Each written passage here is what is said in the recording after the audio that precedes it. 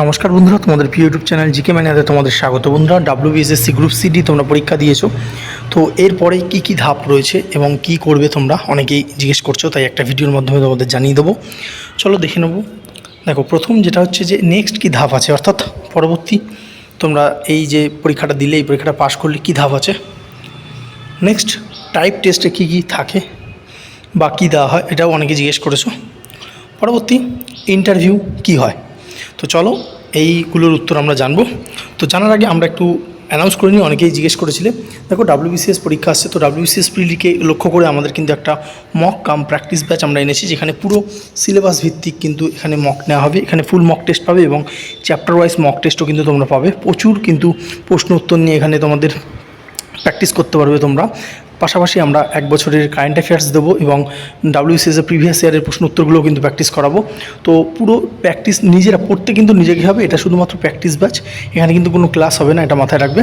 তো যারা অনেকেই জয়েন করেছে, যারা জয়েন করতে চাও, নিচে লিঙ্ক রয়েছে, গিয়ে জাস্ট বলবে যে দাদা WBCS মক কাম প্র্যাকটিস ব্যাচে জয়েন করতে চাই, তাহলেই হয়ে যাবে। ঠিক আছে, চলো নেক্সট দেখবো। আচ্ছা, আমরা প্রথমে দেখব, এটা হচ্ছে দেখতে পাচ্ছ গ্রুপ ডি। ঠিক আছে, তো গ্রুপ ডি, এটা দেখো গ্রুপ ডি তোমাদের পরীক্ষা হলো 40 নম্বরের। ঠিক আছে, আচ্ছা এখানে যারা আগের বছর তোমরা জানো যে চাকরি হারিয়েছে, তাদেরকে কিন্তু 5 নম্বর দেওয়া হবে। ঠিক আছে, তো আর কি আছে, আর হচ্ছে ওরাল ইন্টারভিউ রয়েছে 5 নম্বরের, অর্থাৎ ইন্টারভিউ, অর্থাৎ তোমরা কিন্তু যারা নিউ ফ্রেশার্স রয়েছো, তোমরা আর একটা তোমাদের পরবর্তী ধাপ রয়েছে গ্রুপ ডির ক্ষেত্রে। এই 5 নম্বরটা একটা ইন্টারভিউ তোমাদের কিন্তু রয়েছে, যেটা ইন্টারভিউ বোর্ডের সামনে হবে। ঠিক এরকমভাবে এরকম বোর্ড থাকবে, তোমাকে বিভিন্ন রকম প্রশ্ন করা হবে, সেটা স্কুল রিলেটেড হোক বা তোমাদের ডিস্ট্রিক্ট সম্পর্কে হোক। ইন্টারভিউ নিয়ে আমরা অনেক ভিডিও আনবো, অসুবিধা নেই, চাপও নেই, আমরা তোমাদেরকে অনেকটা গাইড করব।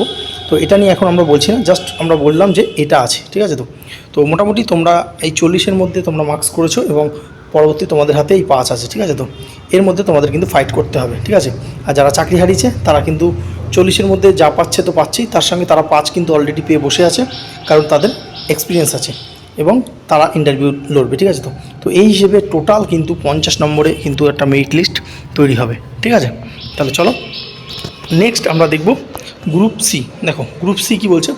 গ্রুপ সি যে পরীক্ষাটা হলো, এটা তোমরা জানো, এখানে 60 নম্বরে তোমরা পরীক্ষাটা দিয়েছো। ঠিক আছে, আচ্ছা এখানে রয়েছে দেখতে পাচ্ছি অ্যাকাডেমিক কোয়ালিফিকেশান এবং সিমিলার এক্সপিরিয়েন্স। ঠিক আছে, তার মধ্যে অ্যাকাডেমিক যে স্কোর রয়েছে, সেই অ্যাকাডেমিক স্কোর কিন্তু 10 নম্বরের রয়েছে, আর এক্সপিরিয়েন্স যারা আগে চাকরি করতো তারা অলরেডি এখানে কিন্তু 5 নম্বর পেয়ে রয়েছে। ঠিক আছে, তো অর্থাৎ তারা কিন্তু 60-65 নম্বর কিন্তু অলরেডি তোমরা পরীক্ষা দিয়ে ফেলেছো। ঠিক আছে, তো কারণ 5 নম্বর তোমরা পাওনি, কিন্তু তারা পেয়েছে। ঠিক আছে, তো আর এই অ্যাকাডেমিক স্কোর তোমরা পাবে। অ্যাকাডেমিক স্কোরে এটা কীরকম করে হয়, যে 10 নম্বরের পরীক্ষা হয়, মানে 10 নম্বরের অ্যাকাডেমিক মার্কসের জন্য নম্বর পাওয়া যায়। সেটা হচ্ছে কেউ যদি ফার্স্ট ডিভিশন পেয়ে থাকে মাধ্যমিকে, তাহলে কী হবে, তাহলে সে 10-এ 10 পাবে। সেকেন্ড ডিভিশন পেলে সে 8 পাবে, আর থার্ড ডিভিশন পেলে সে 6 পাবে। তো তুমি কোন ডিভিশন পেয়েছো সেই হিসেবে তুমি তোমার মার্কস, এখন যা মার্কস পাচ্ছ 60 নম্বরে যতটা মার্কস আসছে, কেউ 55, কেউ 57, তার সঙ্গে তুমি অ্যাকাডেমিক স্কোর, মনে করো তুমি ফার্স্ট ডিভিশন পেয়েছো, তুমি 10 যোগ করে রাখতে পারো। ঠিক আছে, তাহলে এবার দেখব এরপর যে রয়েছে, এটা কিন্তু আরেকটা রয়েছে, যেটা হচ্ছে ইন্টারভিউ এবং কম্পিউটার টাইপিং বা কম্পিউটার প্রফিসিয়েন্সি টেস্ট, যেটা হচ্ছে 25 নম্বরের। এখানেও কিন্তু ভালো খেলা ঘুরবে। ঠিক আছে, তো মাথায় রাখবে। তো গ্রুপ সিতে কিন্তু পাওয়াটা অনেকটা ইজি হয়ে যাবে, কারণ যেহেতু অনেকটা এখানে ব্যাপার রয়েছে। এখানে দেখো ওরাল ইন্টারভিউ কিন্তু 10 মার্কসের ইন্টারভিউ রয়েছে, যেখানে বিভিন্ন রকম প্রশ্ন ইন্টারভিউতে করা হয়, তোমরা জানো। সেটা নিয়ে আমরা বলেছি, অলরেডি ভিডিও দেবো, এবং আমাদের যে ইন্টারভিউ বইও আসছে, ইবুক পাবে তোমরা অবশ্যই।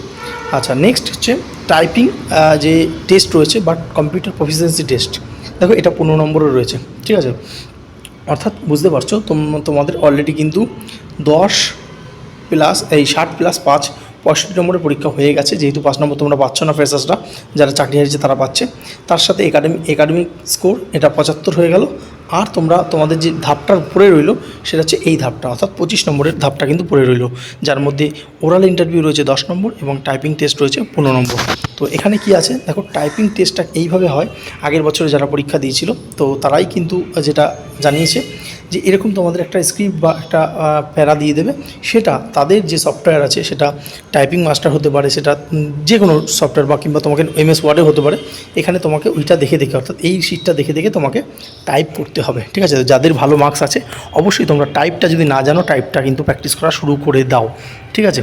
তার সঙ্গে কিন্তু কম্পিউটার প্রফিসিয়েন্সি টেস্টটা চেয়েছে, কিন্তু অনেকেই বলছে প্রফিসিয়েন্সি সেইবার কিন্তু জানতে চাওয়া হয়নি। তো যদি তোমাকে জানতে চাওয়া হলেও খুব লিমিটেড জিনিসগুলো জানতে চাওয়া হয়, একদম ওয়ার্ডের বেসিক কিছু জিনিস হয়তো জিজ্ঞেস করলেও করতে পারে, কিন্তু ম্যাক্সিমাম অনেকেই বলেছে যে করেনি, শুধুমাত্র টাইপ টেস্ট করে কিন্তু ছেড়ে দিয়েছে, ঠিক আছে। তো তাও তুমি একটু প্রিপারেশান নিয়ে যাবে মোটামুটি বেসিক জিনিসগুলো, ঠিক আছে।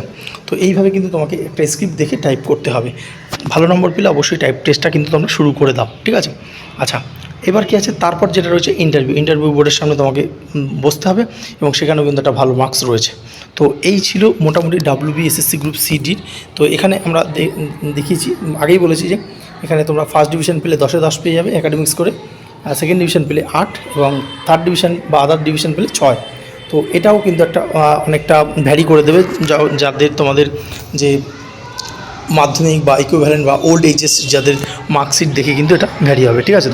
তো যাই হোক, অনেকেই ভালো নম্বর পেয়েছো আমরা দেখেছি।